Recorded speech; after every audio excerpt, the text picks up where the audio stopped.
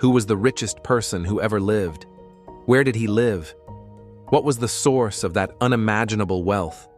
What kind of adventures did he have? And most importantly, what happened to that fortune? In this video, I will tell you this incredible story, lost in the dusty pages of history, the legend of a king who rose from West Africa.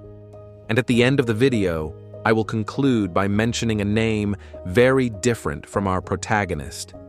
So, where does our story take place? Right here, in West Africa. According to records, the richest person in world history was Mansa Musa. He was the king of the Mali Empire in West Africa. But to understand Mansa Musa, we need to know his predecessors. It all began with the founder of the Mali Empire, the great leader Sundiata Keita. Sundiata expanded and enriched his state with his intelligence. His successor, King Abubakari II, had a completely different dream: to solve the mystery of the ocean.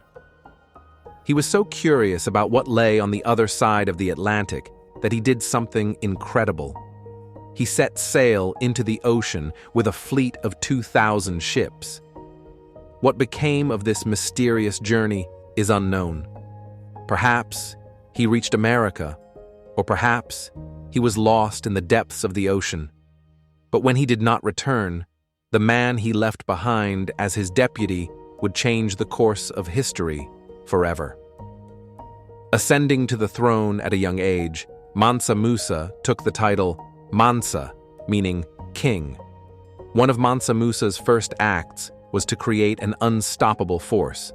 Picture this: a massive army of 100,000 men and 10,000 horsemen. With this army, he went from conquest to conquest. He annexed numerous countries, including present-day Senegal, Mauritania, Guinea, and Ivory Coast. His empire stretched 3,200 kilometers from one end to the other.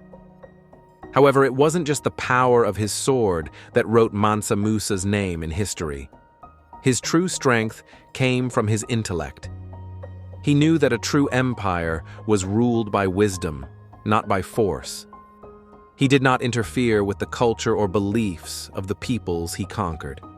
He divided the country into 14 provinces and governed through local leaders. In this way, he prevented rebellions, and the Mali Empire began its golden age. So, where did all this wealth come from? The answer is simple: gold. At that time, the world's largest gold reserves were in Mali. Mansa Musa wanted the whole world to see this wealth. In 1324, he embarked on one of the most magnificent journeys in history, the Hajj pilgrimage to Mecca. But this was no ordinary journey. It was practically a moving city.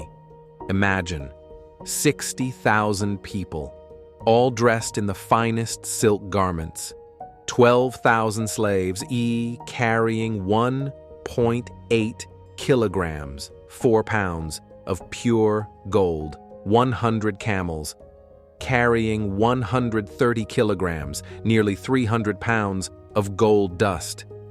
This incredible caravan crossed the Sahara Desert and reached Cairo. Mansa Musa sent 210 kilograms, 463 pounds, of gold to the Sultan of Cairo just to say hello. He spent so much gold, gave away so much gold in the city, that it's hard to believe. But he single-handedly crashed a country's economy. So much gold entered the market that the value of gold in Egypt plummeted. This led to a 12-year economic crisis and inflation. A single man had upended an empire's economy. Upon hearing about this situation on his return from the Hajj, he borrowed gold from the market at high interest to correct the crisis he had created. That's how powerful a man he was. But Mansa Musa's legacy was not just gold. On his return from Mecca, he brought not only wealth, but also the greatest scholars, architects, and scientists of the era. And he transformed the city of Timbuktu into an oasis of science and culture.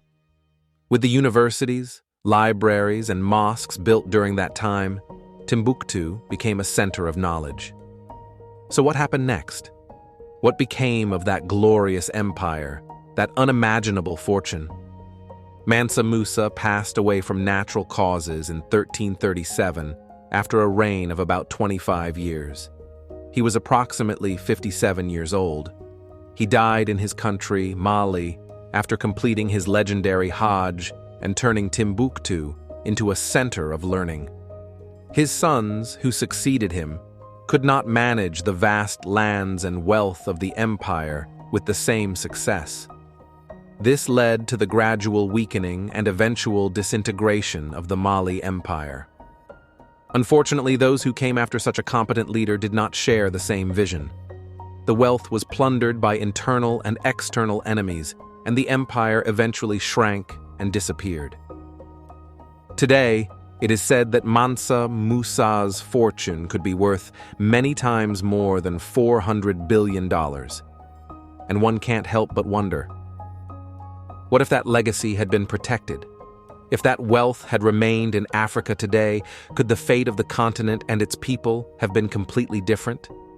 Thinking about these what-ifs, a movie inevitably comes to mind.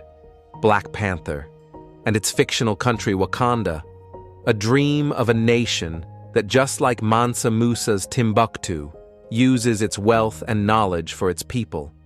And that film's unforgettable star, Chadwick Boseman, who left us at such a young age. Perhaps Mansa Musa was history's real Black Panther. If only his legacy could have turned into a legend like Wakanda.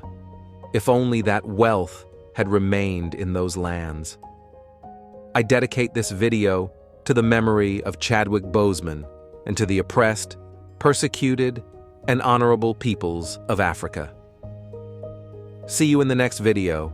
Take care.